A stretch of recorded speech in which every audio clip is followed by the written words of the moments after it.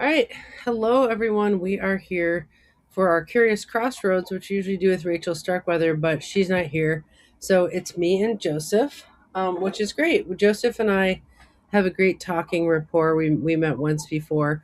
So tell us, the first thing I'm curious about is what's new at Astrology Geeks? What are you up to over there?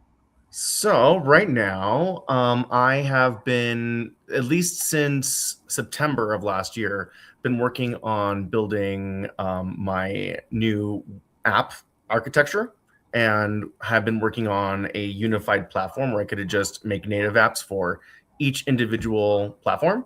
And that project has been coming to fruition as now I am pretty much at a head to releasing my first Android app, and it is going to go under a new name. I'm trying to simplify everything at Astrology Geek, so I'm probably going to be calling it at the end of year an end to like the current subscription models and the current products as far as like what we're doing on the web.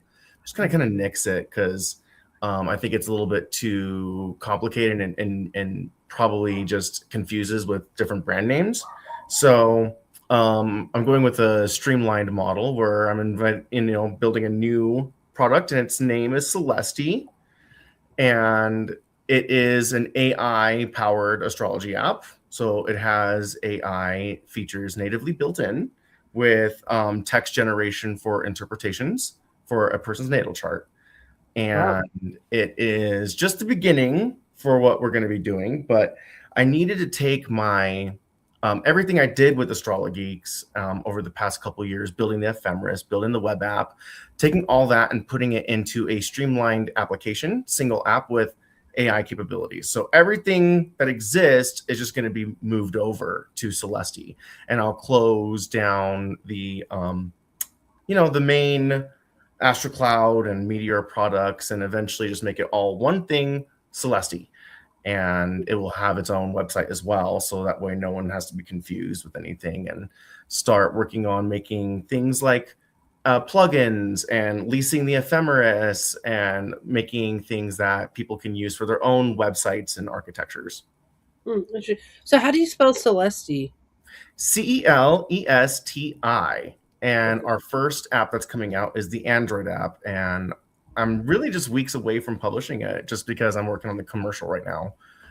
Oh, interesting. So Androids are a kind of phone. I mean, okay, I'm like so technologically like not there. So like, does it work? It not work on an iPhone then? It only works on Androids. Right now, I just only have the Android app, but I have built it in a architecture where I can just put it on iOS as soon as I get a Mac computer. Oh, interesting. So when you say it's an AI powered app, how is that different than just a regular app? Well, this one will, at its core features, it's essentially designed right now to help like a new person who's like, new to astrology have interpretations for their chart right there in handy. They're going to learn what sun in Aquarius might mean or what moon in the fourth house might mean. And then each individual aspect will have an AI interpretation where, fed by Google Gemini. So that's the AI that will be powering the Celesti AI model, Hmm. and it's just kind of like a basic ground framework for right now. It's going to interpret all positions, mundane and personal transits, but it's going to have AI features in every calculation, progressions, astro mapping, all of it. And I'm going to be able to push the AI out of its comfort zone, so to speak, when I create interpretations for compass aspects, geospatial aspects, locational astrology based geospatial aspects as an artificial intelligence. I've been toying around with it on how to synthesize chart readings and playing with my own algorithm on how to lead the AI in a astrological way without having problems like hallucinations, and having it be something that I would say or the typical astrologer would approve of. And so far it's going pretty well, and eventually it'll have full AI chart analysis, and I would like to down the road add an AI chat model as well. So just kind Hmm. of like the beginning with the AI stuff, but that's not the only feature I want to do with it, because it's going to have the astro mapping features, and I have built in a live clock that's like a persistent 24-hour clock in it. and it tracks the position of the moon and all the planets every second using your device. And so it helps you if you want to like get real-time notifications or transits of real-time events, including what's happening in the sky and what's happening to your natal chart. And that's kind of the beginning of what I'm starting with, the Paran clock as well, a real-time Paran clock for the sky and the natal chart, and having other future trackers like for astrocartography background listeners and stuff too, letting you know that you've come in contact with a line or a special place. So yeah. There's a few people listening in. I can see them, and if anyone has any questions for Joseph about like the app Celesti or anything, its capabilities or anything, feel free to drop those in the chat, because this is how we get access to Joseph to actually get to him about the app. So basically, you're going to have an AI generator write the descriptions for the parts of the chart instead of a human. That's part of it, right? Yes, yes. That's because the Gemini model is really, honestly, it is able to just like, it talks like a YouTube astrologer. It's pretty cool. Oh, So I think it's in a way that's digestible, and it's easy for us to take that to like the next level, you know?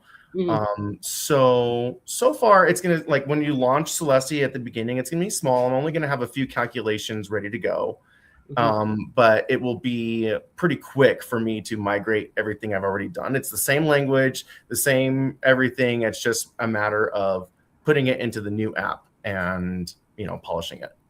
It's interesting using AI in lieu of the human in certain things, because it's like, is it bad or good? I mean, we don't necessarily have to have that discussion, but I do think it's interesting because I do like the voice of AI. It's kind of like a Mercury and Aquarius. Don't you have Mercury and Aquarius? I do, retrograde with the sun right there.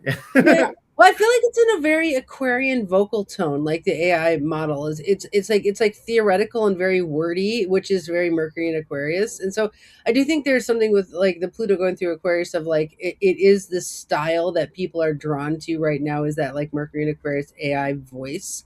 And of course, like when Pluto goes into Pisces, like maybe they'll be more interested in like drawings or pictures. Like we don't know. Like maybe well, I guess AI can do pictures too, but um Music. I mean, we're going to be in an era of AI everything, and it's just going to be saturating the world. And that's just part of the whole age of Aquarius that's coming in, and we're watching it rise pretty quickly.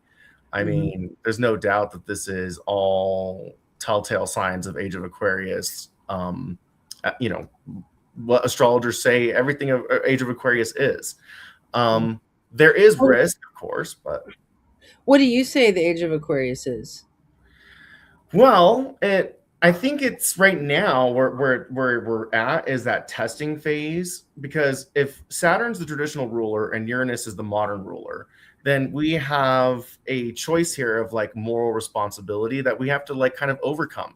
We can either be enslaved by our technology if we're like immoral as an aggregate species, or we can enlighten ourselves and set ourselves free and into the stars if we are choosing to be better people as an aggregate. Mhm. I think we're seeing that also like across the world right now. Is this like, yes, we've been watching political divide, but also it's the grander picture of like what Aquarius is, which is groups of people, tribes of people. So people are clustering and finding um, their own people to relate to, and starting to separate from the mingling. We're kind of seeing almost a segregation of society as a result, and that's the Saturn element, the bounds that we have to like create space and like create boundaries for ourselves. Mhm. Um but ultimately everyone's looking for the exercising of freedom and rights, and is looking for the greater good of humanity. I think that's what the big fight's really about. But that definition is, what is that greater good? Is it for me or is it for the whole? Mhm. And we're kind of watching, especially in American politics, just kind of that boil up, because Pluto, that Pluto return is definitely something. Mhm. So I think that it's also partly, you know, um, invasion of privacy and the war with encryption and the war for privacy. Because with the digital age, we're so willing and have already given so much of our information out that, we've basically paid for our freedom, our privacy has been paid for in free subscriptions. Like we are the product, of Facebook and other technologies where our data has been sold, bought, traded, and exposed for Mhm. the purpose of profit. And you're not in control of your own data. And so there is this conflict for privacy, and it comes down to the morality of humans as an aggregate, because justification of invading the privacy is like safety and for protecting children and the typical rhetoric that is used in politics. But on the great expense of you having any or at all privacy. And we're seeing with the rise of AI and networking, which was, by the way, Aquarius, networking, the internet becomes an integral part of like the world. Like the internet will never leave. The internet improves on, the internet may change, and there may be new internets involved and new internets created as a result. And that comes down to society that will, as time goes on, the internet as it is will have to change. And it may, we're seeing that already happening with the dark web, right? And we're seeing that with like the open web being controlling, and we're seeing this conflict that's rising to, well, okay, they're demanding IDs for using websites in general or downloading apps, and then that puts your data in exposure of risk of a hacker stealing that data from a website that's required to do it, even though they don't have the financial means to like have a good security system. And then you end up being at risk of the worst kind of fraud, which is identity theft. So the doors It's are crazy. open wide. It's crazy how if you put a concept out intellectually nowadays, AI can grab it and then use it for people ubiquitously. So it's like there's really no like way to covet a certain idea as yours anymore. Like, I mean, is that a thing where it's just like ubiquitously available to everyone after you put it out once? Well, I think that at some point, people will have a more difficult time coming up with more unique ideas as the world has been saturated with a quick amount. I mean, millions of people using AI and it learning back from people. I mean, that's just going to eventually create kind of almost like a unified knowledge, or what we call like a I don't want to say a hive mind, but like a unified knowledge where almost nothing can be new. Every musical note and combination will have been applied eventually. And even though it's a high number, it's still possible. Well, that makes me think about how when AI is going to jump the shark and what's next. And I feel like, okay, so as an artist, right? Like, I think the from what I've read, there's like the new wave of being an artist where your crowd gets emotionally attached to you, and it's not necessarily that they're looking for you to create a new idea or anything like that. It's that they're looking to have an emotional journey with you, and that's how they get attached. So, like maybe people get attached to you, Joseph Milnes, and that's why they choose to use Celeste.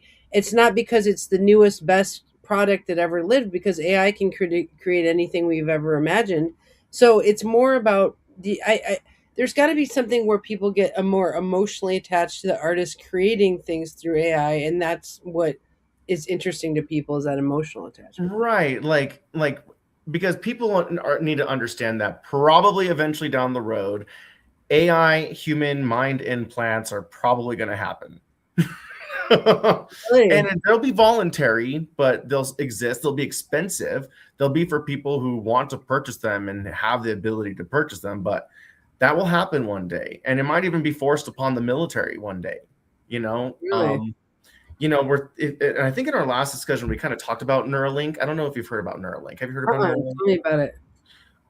If you look it up, it's essentially one of Elon Musk's companies, and it is right now it's a medical device. It's an experimental device that is able to translate thought and connect it to text, and take your words in your mind and translate it into text into the computer. Mm-hmm, mm-hmm. And it allows these people with a certain type of disability, who are unable to like speak, unable to talk, unable to move, to be able to communicate with the world finally, and through a machine. So think of like Stephen Hawking type Yeah. ailment, and so with the birth of that is going to come the inevitable down the road commercial application of such a device. Hmm. I mean, the fact that it exists now means, especially in the hands of them, it definitely means that it's going to go that route. Hmm. Um, and the AI implant will be a birthed at some point, as long as it doesn't create cancer in the mind and is like FDA approved. Um, and this surgical Well, implant could eventually allow you all to talk to the internet in your head. oh, interesting, interesting. Well, I mean, I think it's like it begs questions of like, what are there's like a cost benefit analysis we have to do about talking to the internet versus not talking to the internet. You know what I mean? I think, like I guess talking to the internet seems like it would tap us into the global hive mind, and in a lot of ways that's good. Now in I mean, I guess things like overstimulation seem like a thing, like if you're talking to the whole world at once, like people are definitely gonna like have this overstim problem. I mean, um there is the privacy of your own thoughts, like the whole crowd would be hearing your thoughts and then like it would be working back with you or something like that. I mean, what do you see the benefits of it, and what do you see as the negatives? So let's talk about the negative first. This invasion of privacy. It's the ultimate backdoor into your intentions. Okay. So if you have anything like that where your thoughts are being translated to a computer and it's logging it, there's no privacy for you. Okay. Uh-huh. So that's the big risk. Okay. That's the ultimate invasion of privacy once they can get into your mind. That's scary. Okay. Mhm. Um, the benefits, though, are the augmented human. So the augmented human would essentially be able to interface with other technologies and have wide access to internet. Like if they're connected to the internet with an AI protocol, right, built into it, they could essentially have access to a vast amount of data and be able to process a vast amount of data through other technological inputs.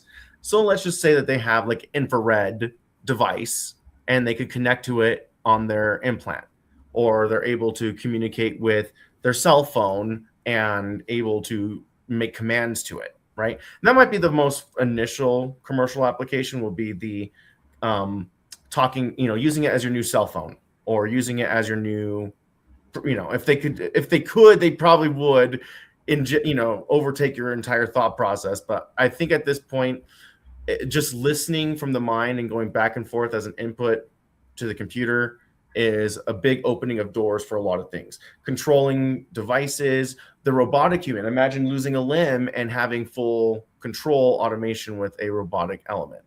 Mhm. Eventually, it could lead to something like preservation of life through a robotic means.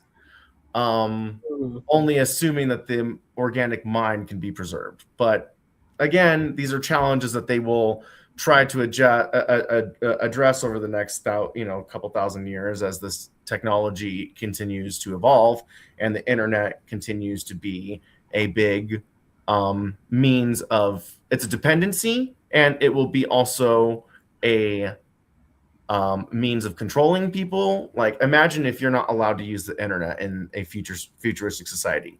Like, that's just as bad as jail. Oh, Um, interesting.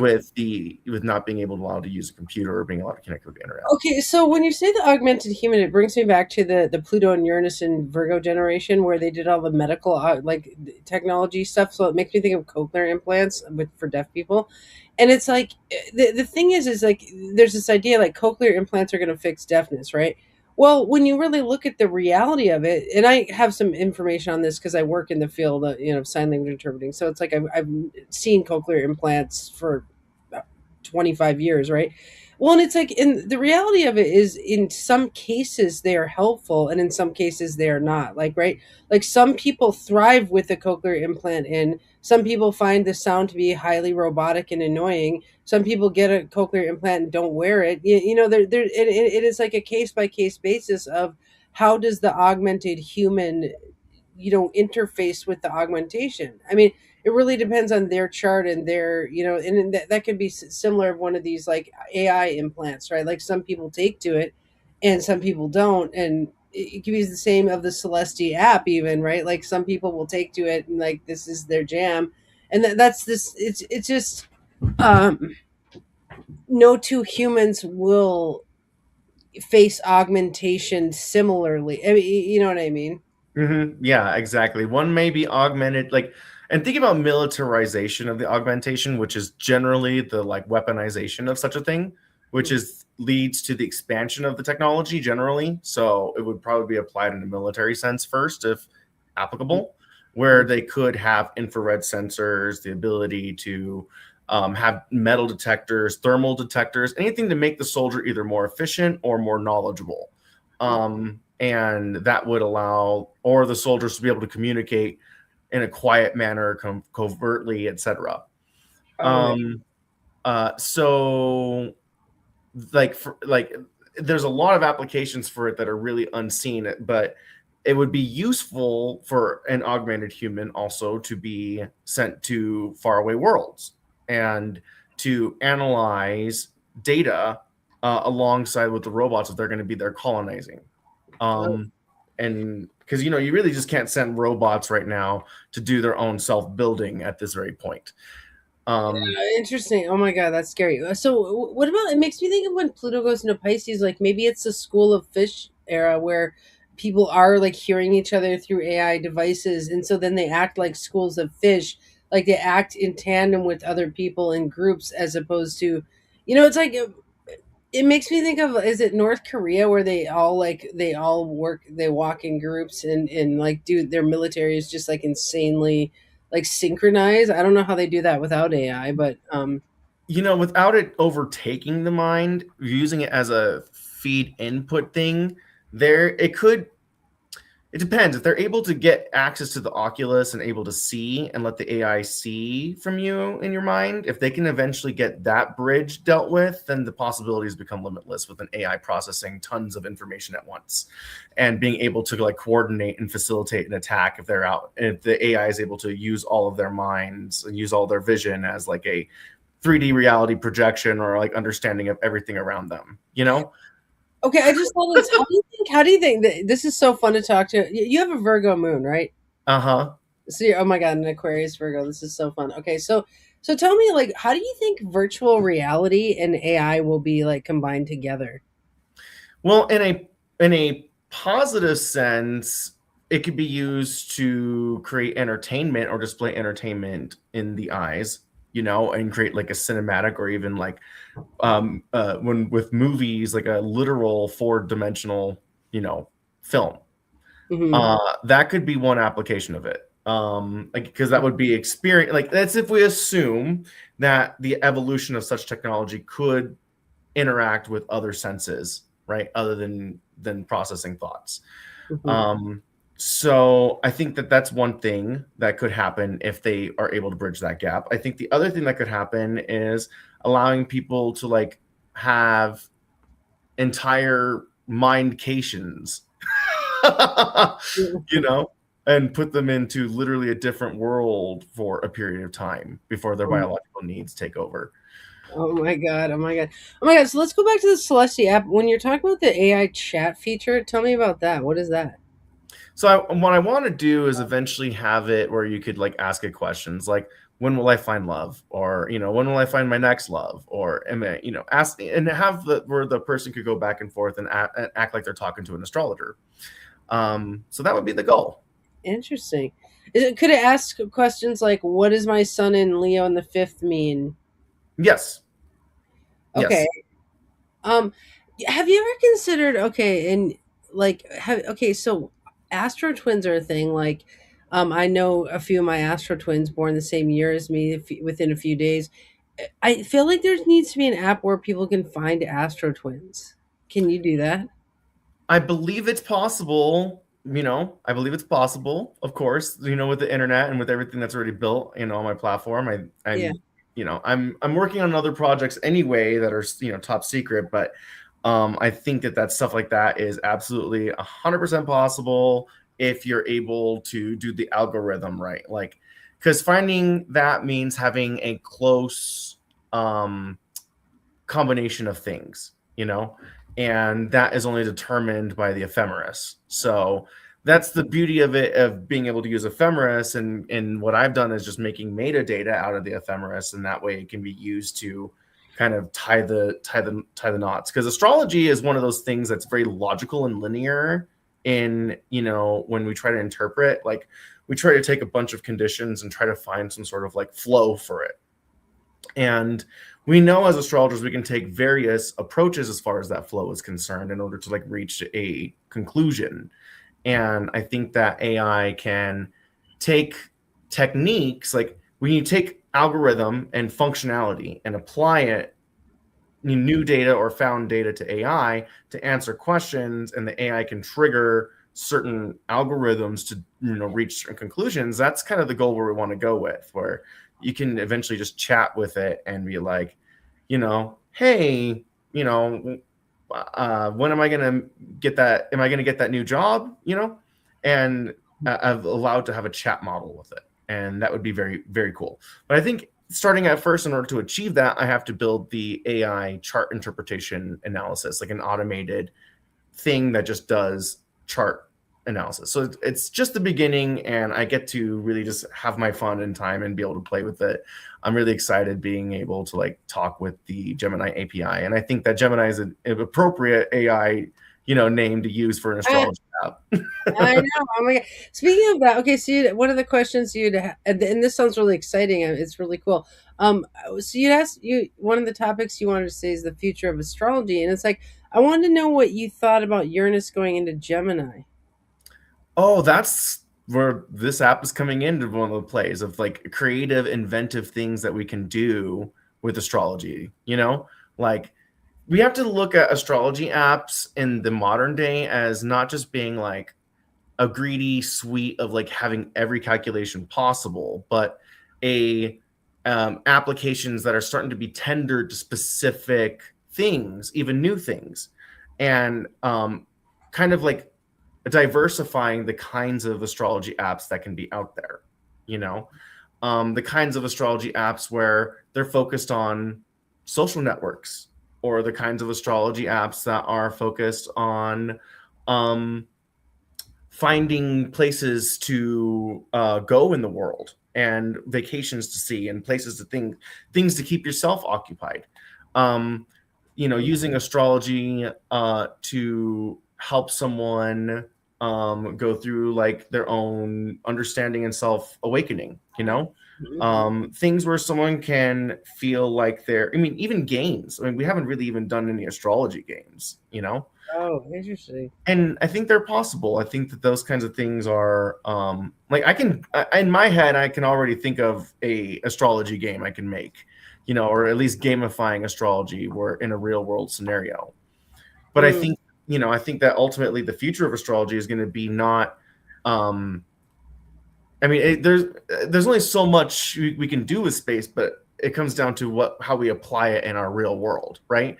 mhm, And it's kind of like the astrologer's dream since like the ancient Egypt, is how we can take astrology and make it part of our everyday living, and some sort of, not just having an app, but like something that's used for groups of people. mhm. And that is where I think Aquarius fits in with that too. Oh, interesting. Okay, so that makes me think of gamifying remediation, or like gamifying remedies. So it's like if you have anger issues with your Mars Pluto Moon conjunction, and you could gamify it so that, if you have, Mars hits it and you have an outburst, like you lose points. But if you use a remedy and you don't have an outburst, but you do something positive with your Mars, you like get points. I had to take it to the remediation level. I mean, come on, that's my specialty. So that's fascinating. Gamifying astrology. Let's talk about other ways to. If you're in the chat and you're watching and you have any ideas to gamify astrology, or any thoughts on Uranus and Gemini, that would be cool.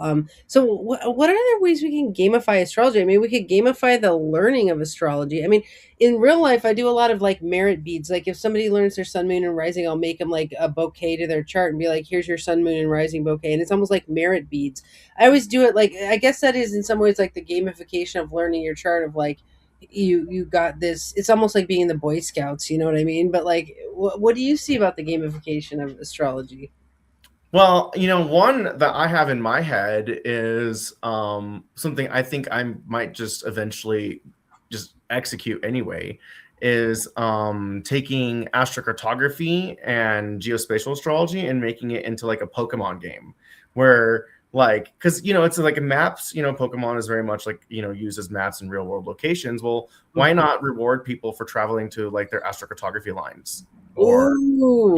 and like have like if the person have like a book of records, or as they go in their journey with the app, they can like journal it, and when they go there, they like maybe collect like a mystical creature that's been AI generated, in order to like as their like reward, as like their thing, it's an emanation of your own energy going to your own astrocartography line, and then your first encounter can be really magical, or every encounter can be magical.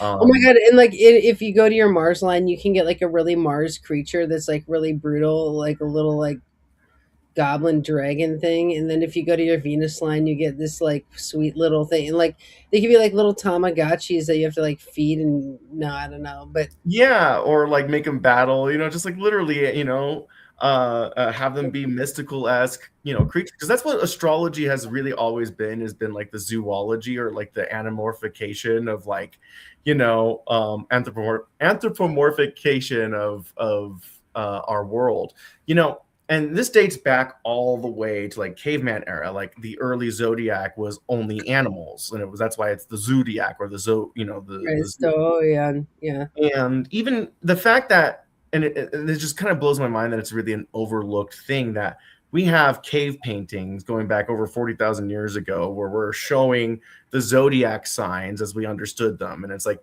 the sun aligns with the cave and illuminates Taurus when it is the season of Taurus, Mm, and like people had, even though they didn't have writing, they'd have like bone tools or stick tools or whatever that they would use as star navigation items to go ahead and navigate as they through the night nomadically if they needed to. mhm. And so I think that the zooification of like the mystical creatures idea is just appropriate for like describing those like mystical qualities of like certain planetary combinations, or like the conditions of your planet or whatever. Like a Mars in Cancer might be an aggressive crab creature. You know what I mean? Oh, interesting, interesting. And like, if Mars and Gemini would be like aggressive twins. Yeah, or some weird, because Gemini's weird. Yeah, like let's Mars and Leo would be like a lion with like a red mane or something. Like, yeah, Right. there's so much Lion to break warrior. down from. Yeah. Wow, God, you really just blew my mind with those Uranus and Gemini ideas. Isn't the Uranus and Gemini hitting something in your natal chart? Yeah, it's trying my Mercury and my Sun, Oh, and and the last time that had happened, I actually did the compass and got all that figured out, and finished building the ephemeris.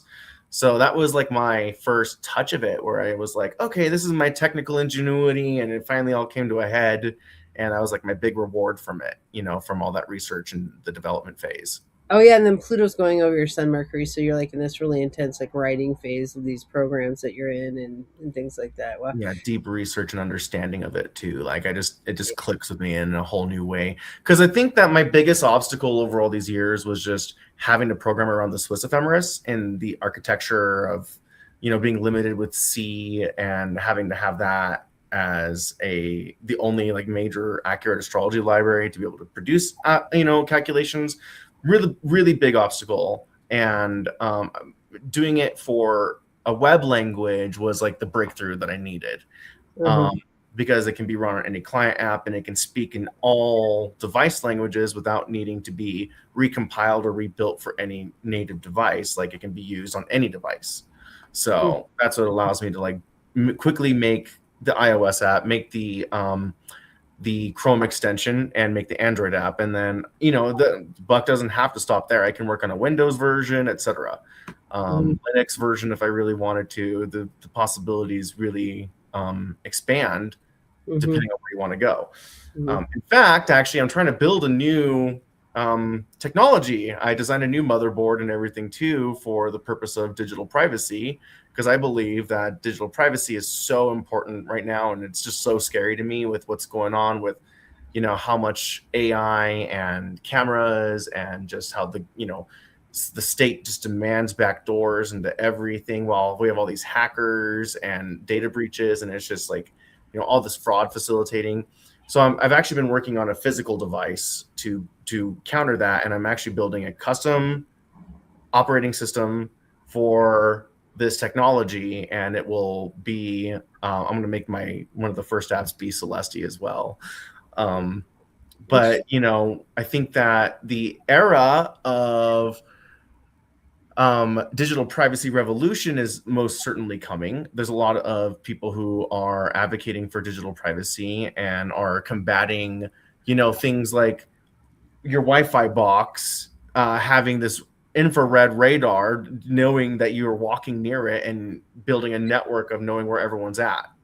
Or the mass index of flock cameras that have been installed across cities across the U.S. that are without a warrant spying on every car and tracking all their movements and creating a massive database of everybody walking in the public, and creating, and allowing the government to be able to go in and get warrant, look at this without a warrant, get, and start presumptively, or, in a way undermining the Constitution, and, sorry. it's a lot. Well, you have such a Virgoic way of approaching it, which is like security, trap it down, clean it up. And I have a Pisces moon, which the way I've dealt with this, do you know what the panopticon is? No. Okay, it's when you're being looked at from all sides, and like you don't know where you're being looked at any given side. And like I've been living online for about 15 years now. I work exclusively online, and so I've dealt with the panopticon. I live in the panopticon where I'm being looked at from all sides. Like, is the FBI watching our page? Is the CIA watching our page? People think I'm crazy. I'm like, you have to assume that they are watching your page, like, because if you don't, you're kind of dumb. Like in the panopticon, anyone can be watching you, right? And so I'm more on the side of like, get used to being in the panopticon and get emotionally comfortable with being watched and observed. And like I feel like the Virgo moon side of that is like clip it, clean it, like put security down, and like the Pisces moon is like paint a picture of your life. Like I don't know. So what do you think there? Yeah, I just physically cannot fathom. Sorry, I cannot fathom the whole idea of just giving up my rights to digital privacy as like a global technological, like, pooling of our will. Like, I believe that that's the humanity part of Aquarius, is the individuality still needs to be there, and the need for privacy. And so that's why I think that people will support a machine like what I'm building, which will it's basically what I call the Obsidian Web. It's a new piece of technology to create a new internet. And it's not the dark web, it is the Obsidian Web. And this device is intended to completely, because in order to have 100% security, and I'm talking digital security, from hackers, from people stealing your data, from infiltrating, we have to have a new approach to the web. Because the web that we are using is built on a patch dead, vulnerable architecture that doesn't work. And I'm talking like, we tried encryption with SSL, and that didn't stop it. We tried two-factor authentication. We've tried patching the holes everywhere, and it still doesn't stop massive amounts of data breaches, people being held at ransom, and all sorts of backdoor activity that is damaging to you. And to, say that we need to give these things up because of a bad guy with a computer, and I'm saying things like, people that may be 3D printing guns, or even, doing child pornography. These are things that are used as excuses to say, no, it's okay if you get all your information stolen. It's in the name of safety. And then no one's really safe anyway. So we have to look at it through a zero trust architecture, and basically say, I can't even trust you. I can't trust anyone that I put my information on the web to. I can't even trust myself. And having an approach with that is kind of where I've been leaning towards with building this new technology, this what I call the Obsidian Vault. And this computer is a 2-part computer that will essentially encrypt. It's designed for the silicon is designed to encrypt like a Bitcoin miner. It is designed to only do one thing at the chip level, and that is to encrypt data and decrypt data, period. But it has a kill switch in case the volatile mesh ever gets triggered. it will kill and brick the data, because anyone that's trying to open the device is breaching security, and therefore we have to kill the data and brick it. So I've Mhm. made a zero trust architecture, and it essentially requires no passwords, no a single point of bio authentication. It's what I call the biopulse sign-in, where we mathematically compute your biopulse from a combination of biometrics like fingerprint, eyes, and whatever it takes to make it a real live person physically and present to unlock the vault. And this vault is then of course it has to be scrambled. So any data coming in from your computer goes over the internet network completely scrambled with chaff noise, and this device is able to receive that input, but also cannot know the key. It doesn't know the biopulse key, and it only sends video back to your computer. So you don't browse the web directly on your phone or on your computer. You're receiving video feedback of your browsing session from the vault, and this ensures that no malware can get on your computer. And the vault is designed to take on the hit and interface with the dirty web, and is designed to be the thing that malware or whatever is trying to infiltrate, and there's nothing they can access. Because of the type of machine that I'm building on, there will be no SSD, there will be no local storage, there will be no cookies that they can infiltrate, because it will be swapped out with vault knowledge or vault code. So I'm basically building a operating system that we're like a browser, where the browser's the operating system, and the browser overwrites and acts as a firewall Mm. and allows us to communicate with the vault, and then therefore gives us the keys to get off the dirty web and into a secure private web, where every vault is identical on the network, and it looks like the ISP can, once we have the enough vaults on the network, no ISP will be able to tell which one's different. No one can see your identity. No one knows any traffic, and it only looks like white noise going in and out from each and every vault. My God. Well, Maureen's here and she's saying that sounds great. Yeah, okay. Well, I want to ask about the name because this is I love that it's named after a gemstone. Well, obsidian is like a dark stone that we use to protect auras. Like for example, like if someone has the super Pisces aura, you can wear obsidian to concretize the aura and make it less porous basically. And so I'm wondering if you named it the obsidian web because of this kind of like gem remedy feel, or like where'd the name come from? Yeah, so gems, because I'm a scientist and I love gems, Mm, but also because the color, using, obviously, like, to represent like hidden, you know, black, yeah, it's black. black. Um, and I I use this because there is going to be it's basically a really flashy name too, and so that way you're going to be more intrigued to understand what this technology does, because it's essentially a scrambler. And if you think about what the Tor network is, it essentially is like its own physical device for a Tor network that acts as physical storage.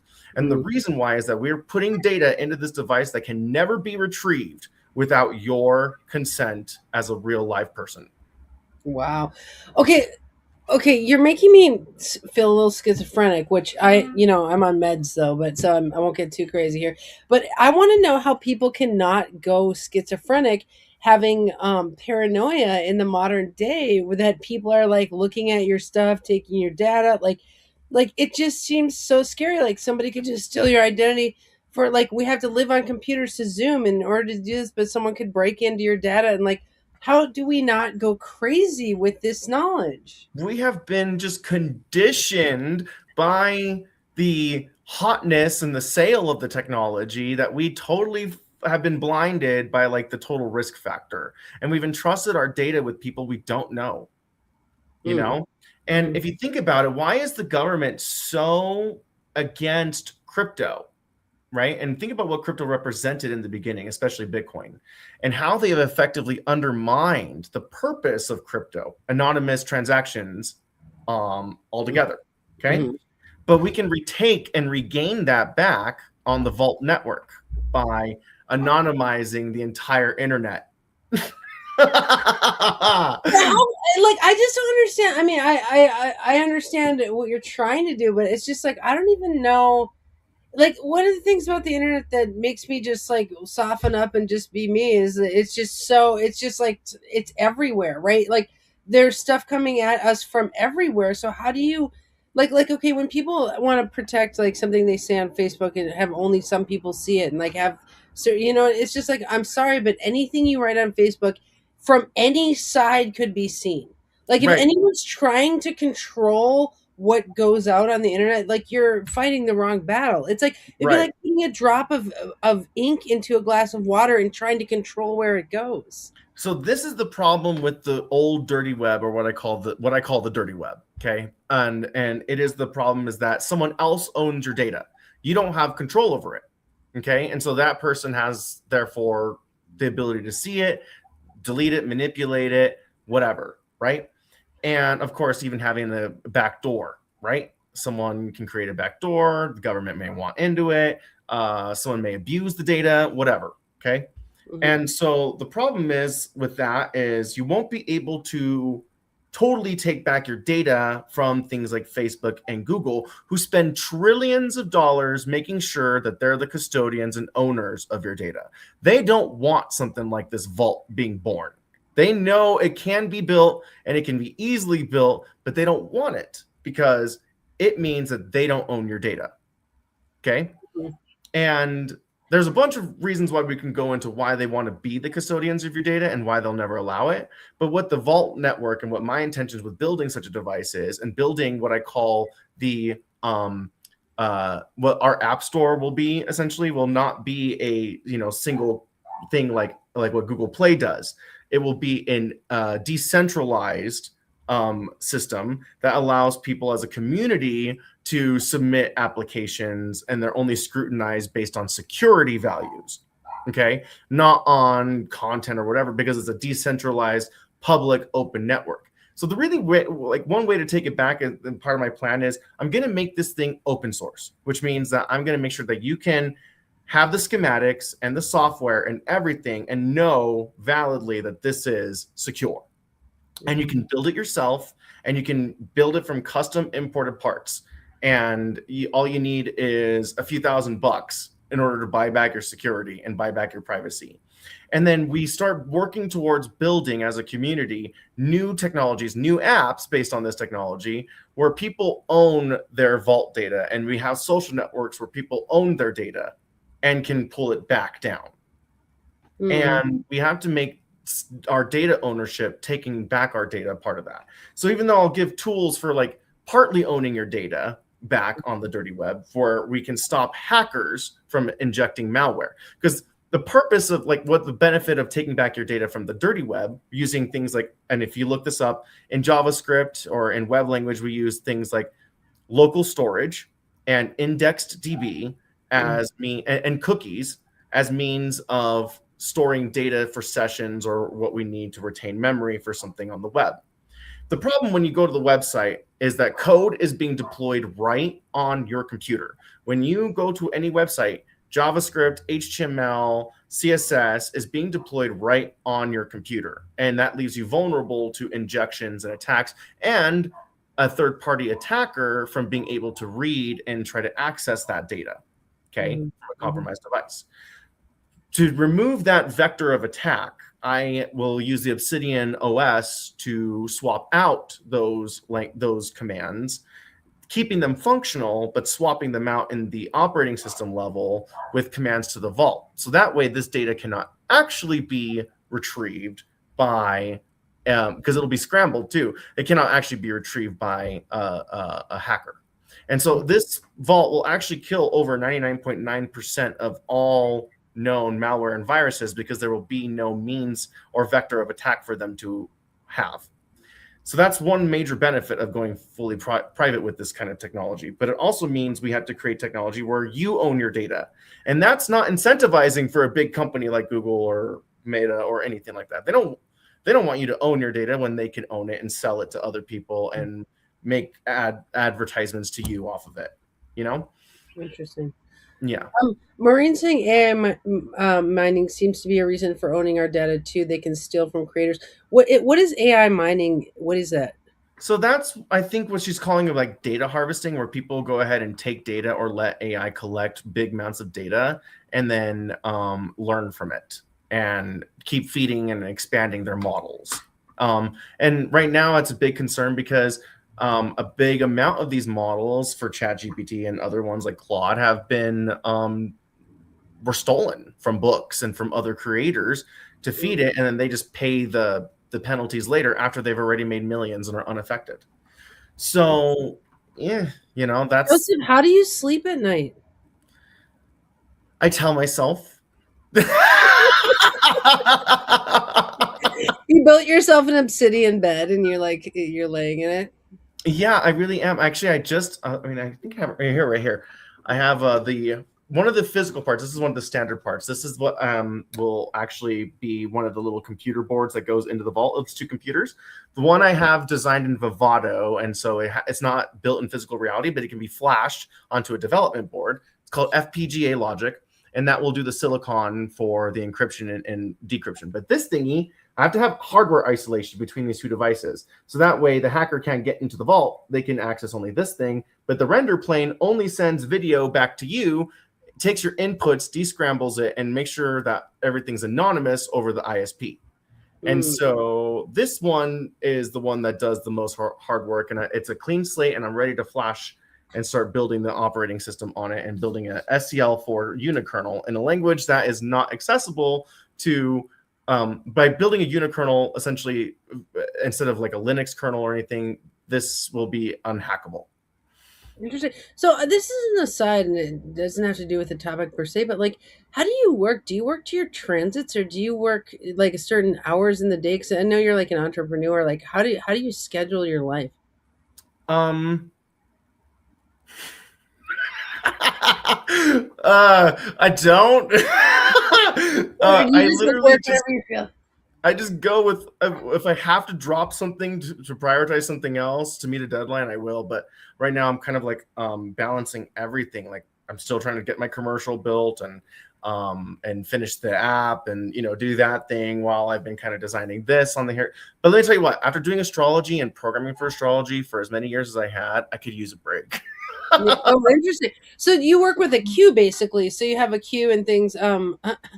Oh my God, Chase says you never stop working. So you basically have a queue, and you're always reprioritizing your queue, and that's in the book, The 7 Habits of Highly Effective People. You're supposed to do that actually, where you basically there's the chapter called First Things First, and it teaches you to work with a queue. I work with a queue too. Wow, that's so crazy. Yeah, it's just something I've had to learn as a part of like having my having to manage everything by myself with this company, just being a startup and having invested so much money into the research and development phase of all this. Because you know um building your own ephemeris, not only is it like really challenging, like extremely challenging, but highly rewarding. It's something that was just so necessary to make the leap that I needed to make, like Mm, because that way now I've created like the challenge was so good for me in a way that it forced me to like look at everything else as if it wasn't a challenge.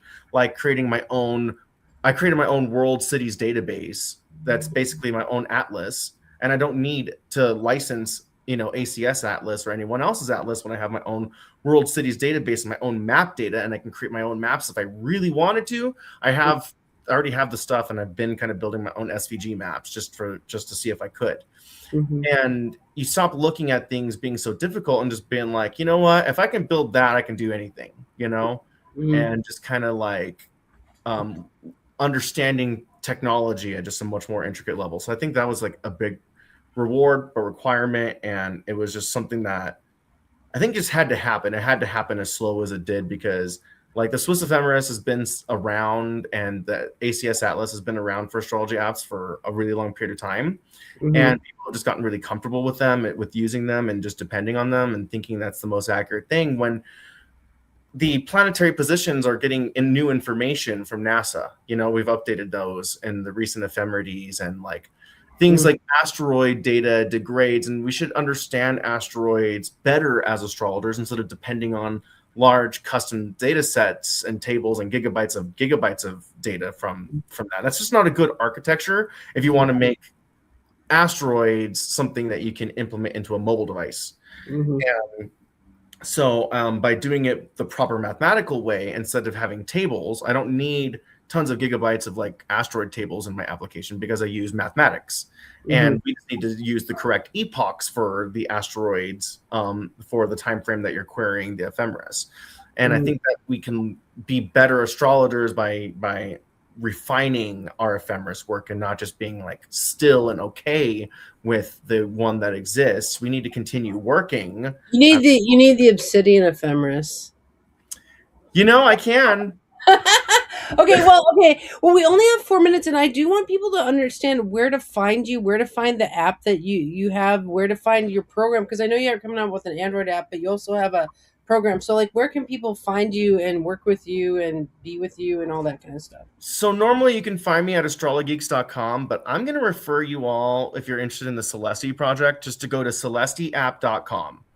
Okay. Just celestiapp.com. And that is a super simple site, and you will all be ready to know when the Android app is released. And you'll get, we'll have it on Google Play and start from there. And then our journey begins there. Okay, so go to celestiapp.com. You can also find Joseph at astrologeeks.com, although that he's kind of working on that. Do you do chart readings, Joseph? I do, and I lordly do not have the time for it. I actually, on my website, I even have like a thing where I do online bookings, and I have not been able to open up my entire booking slot at all until I am pretty much hands free at this point. Yeah. Interesting. Well, okay. Well, so you don't really do readings, but so yeah, are people able to email you or ask you questions if they go to these sites? Yeah, so you can easily reach me at astrologeeks@gmail.com or support at astrologeeks.com. Those are the quickest ways to reach me if you want to just shoot me a quick email. Okay. Okay. All right. All right. Well, any we have 2 minutes. Anyone have a question for Joseph in the chat? I love talking to you, Joseph. You're a good talker. Thank you for having me. I know I can just probably ramble forever, and I could probably go on this whole thing for hours and hours and hours. I would show you. You have a Sun Mercury conjunction, don't you? Yes. Yeah. Well, I have a Sun Mercury conjunction too, and I think it's exactly square yours. Mine's at like 29 and 2 Scorpio, so like I'm like right square you, and so I feel like we have like a good square to talk, But That was well, really, that was really good chat. Really, really, really stimulating. Yeah. yeah, Thank you. totally. I will never see Uranus and Gemini the same way, honestly. And I'm also gonna put on like an obsidian belt and like whole obsidian outfit. Maybe Jenna can AI something for me. you All right, know, well, Joseph, thank you for coming. We would love to have you back someday thank you soon. so much. Yeah, I'll definitely love it. All So, right, yeah. all right. Bye, everyone.